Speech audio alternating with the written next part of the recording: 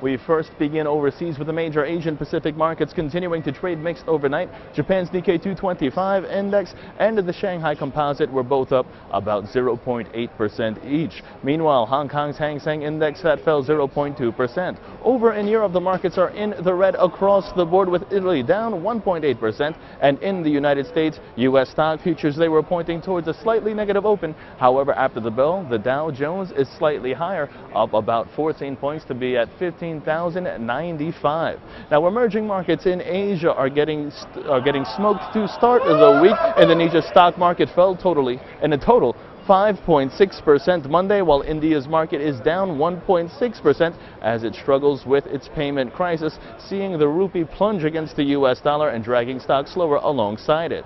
Meanwhile, in Japan, trade deficit that surged to 1.02 trillion yen in July from 182.3 billion yen in June, this time blowing by forecasts for a smaller rise in the deficit figure to 773.5 billion.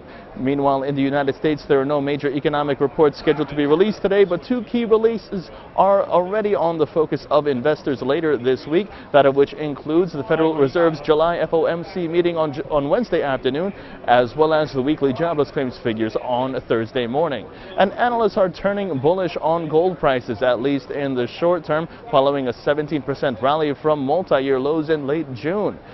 They continue to cite a variety of catalysts, including short covering and the recent turmoil over in the Middle East. And the ratio of bad loans held by Spanish banks surged to an all-time high of 11.6% in June from 11.2% in May. Forecasters expected bad loans to continue rising into 2014. And a computer design flaw was revealed to be the cause of the 6% surge on the Shanghai Composite in just 2 minutes on Friday. Chinese regulators said that over the weekend, instead of human error, computers at Everbright Securities, the brokerage behind the accident, were said to contain flaws in the systems in regards to limit orders as well as prices.